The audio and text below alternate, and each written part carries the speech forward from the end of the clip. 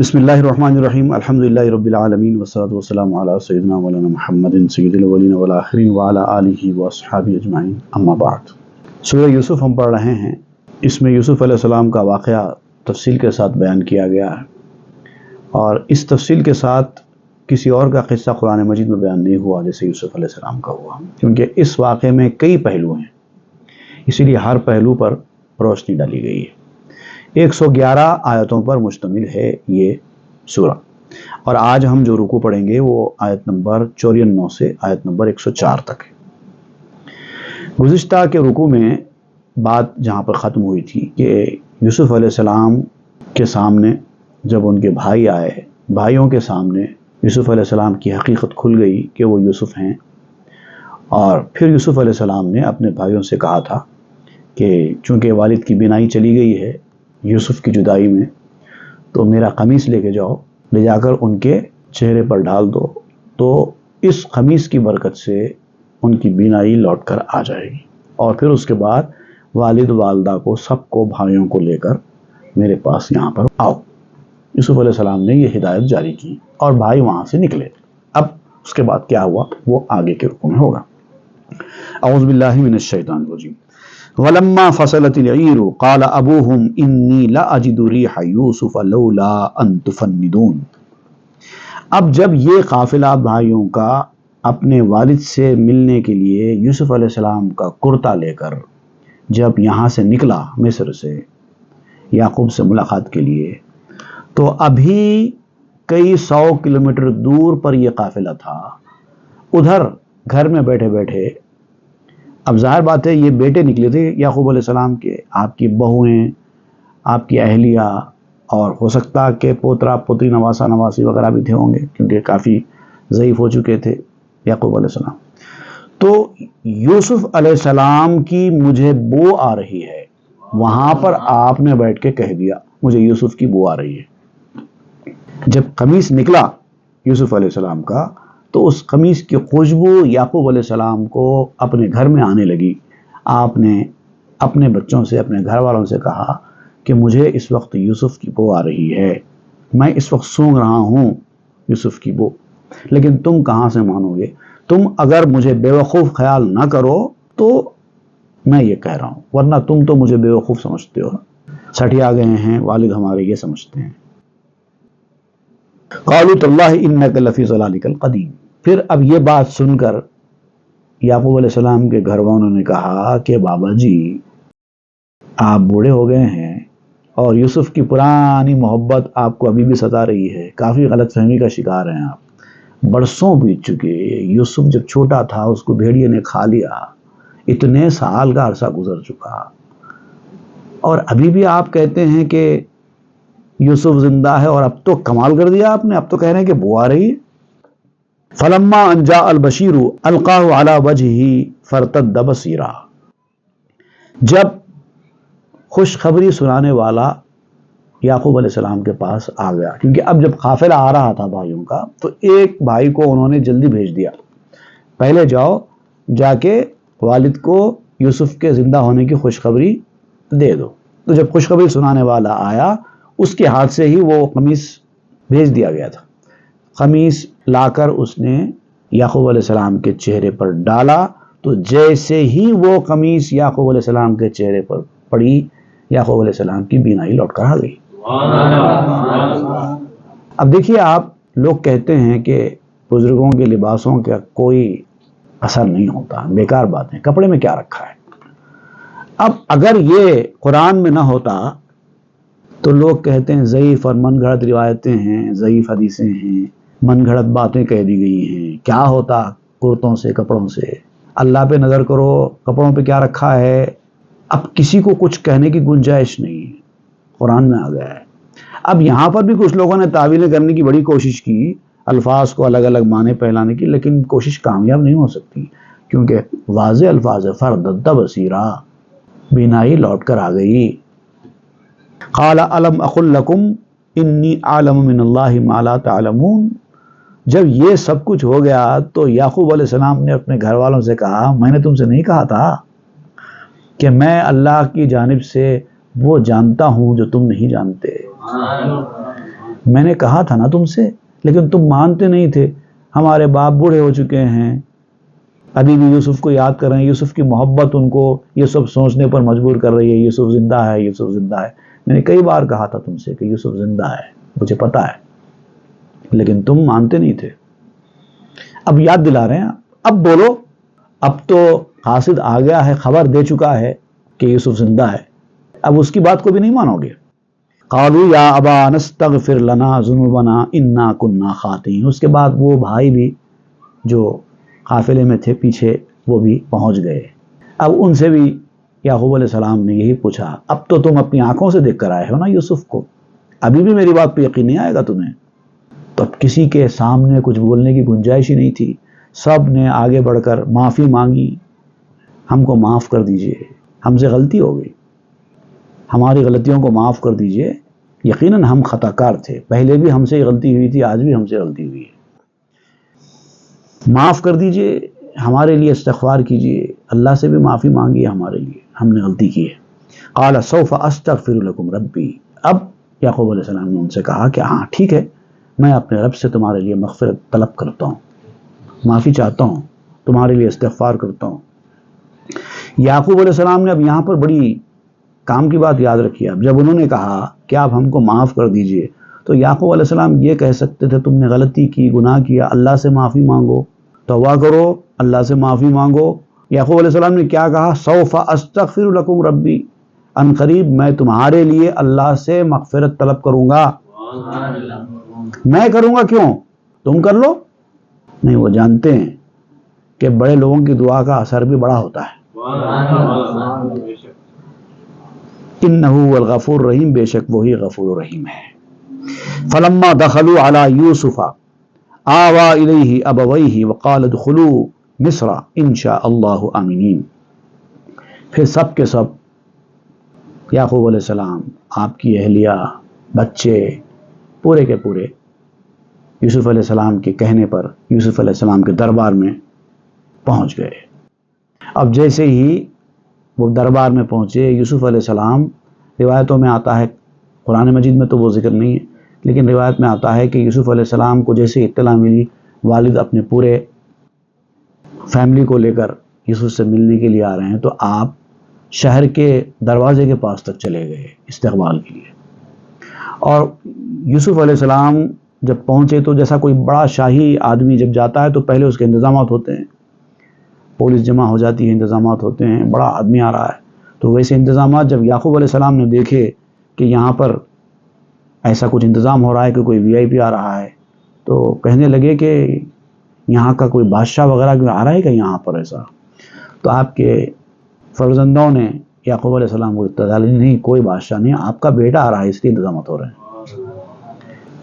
پھر یوسف علیہ السلام نے اپنے والد کو اپنے ساتھ لے کر محل گئے، وہاں پر اپنے پاس آپ کو جگہ دی، اپنے پاس بٹھایا. وقال ادخلوا مصر ان شاء اللہ آمنین، اور کہا کہ آ جاؤ، سب بھائیوں سے، سب رشتہ داروں سے کہا کہ تم سب آ جاؤ، انشاءاللہ تم سب خیر و عافیت کے ساتھ رہیں گے، تمہاری غلطیوں پر تم کو اب سزا دینے کی گنجائش نہیں ہے، سب کو معاف کر دیا گیا ہے. وَرَفَعَ أَبَوَيْهِ عَلَى الْعَرْشِ وَخَرُّوا لَهُ سُجَّدًا. اب کیا ہوا؟ یوسف علیہ السلام کے اس مقام مرتبے کو دیکھ کر، آپ کی یہ منزلت کو دیکھ کر، اب اس دور کا ایک دستور تھا، کسی بڑے آدمی کے پاس جاتے تو سب لوگ سجدہ کرتے تھے. اب بعد میں اس کو منع کر دیا گیا، لیکن اس دور کا دستور تھا.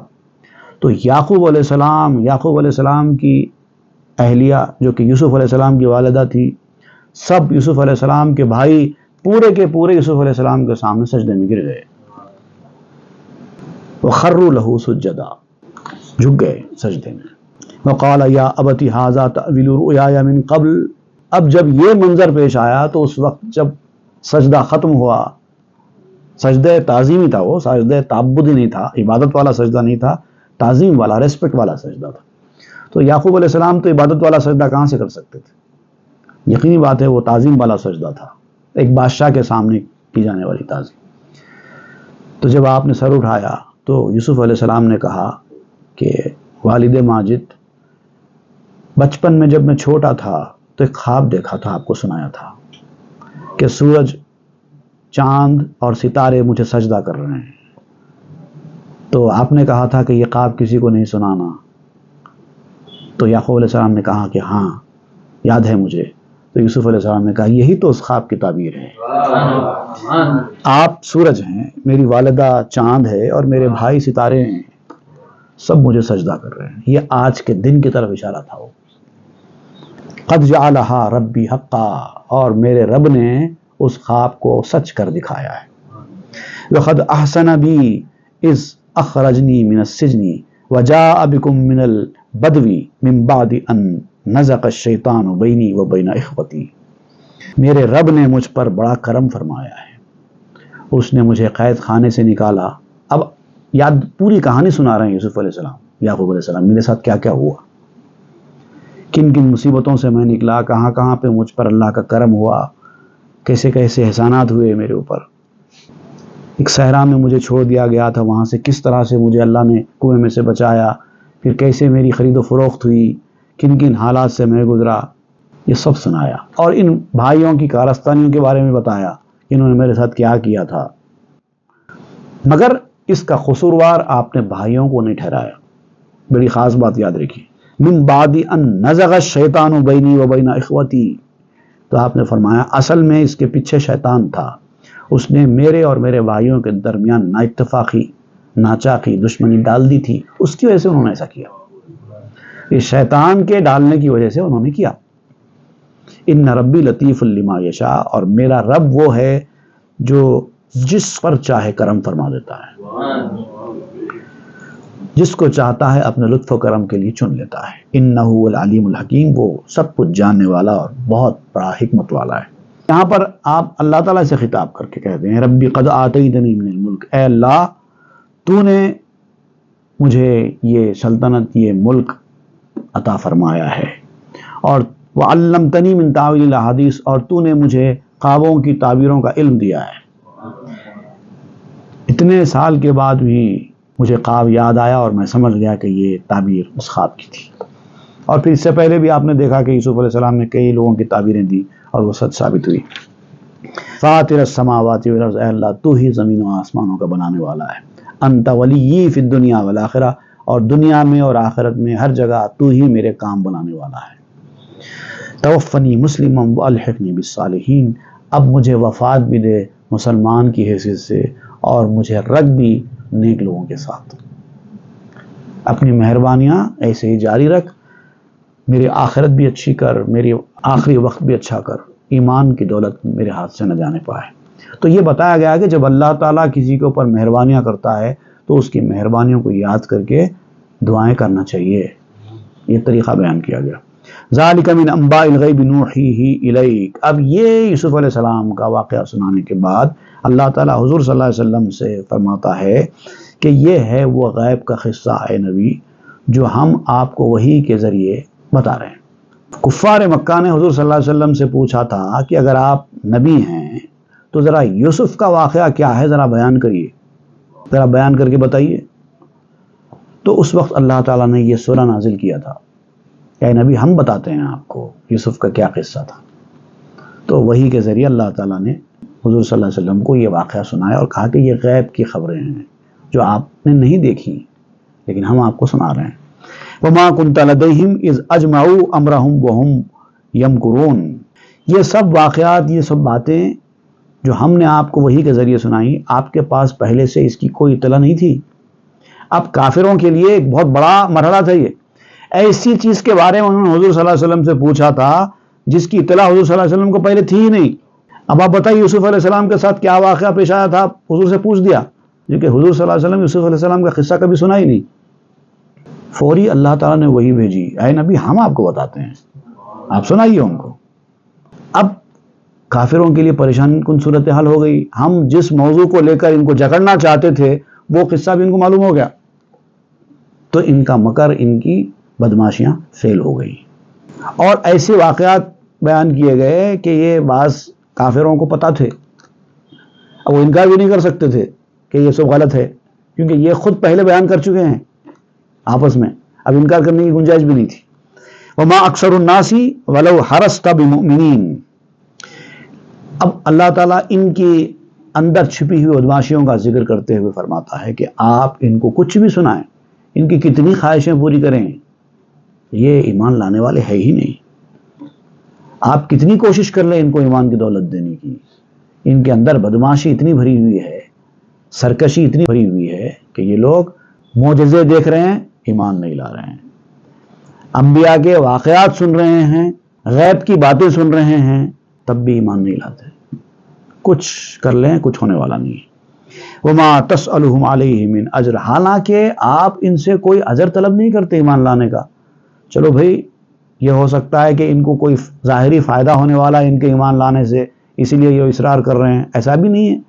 آپ تو ان سے کچھ اجر ہی طلب نہیں کرتے ایمان لانے کا، پھر بھی ان کی ہٹ درمی اس درجے پر ہے۔ ان ہوا الا ذکر للعالمین۔ اب یہ جو آپ کو یوسف کا قصہ بیان کیا گیا ہے، دراصل یہ تمام لوگوں کے لیے ایک نصیحت کے طور پر بیان کیا گیا ہے۔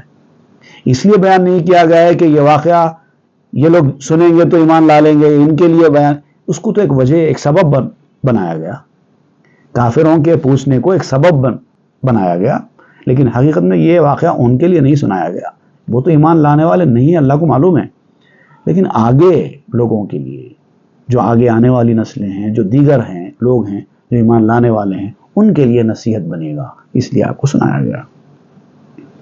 اور اس میں نشانیاں ہیں ایسے لوگوں کے لیے جو واقعی ایمان والا دل رکھتے ہیں۔ اب یہ واقعہ یہاں پر ختم ہو گیا یوسف علیہ السلام کا۔ اب یہ جو کنکلوڈنگ رکوع ہے اس سورے کا، وہ اس میں کیا بیان کیا جاتا ہے، وہ انشاءاللہ ہم آئندہ کے درس میں پڑھیں گے۔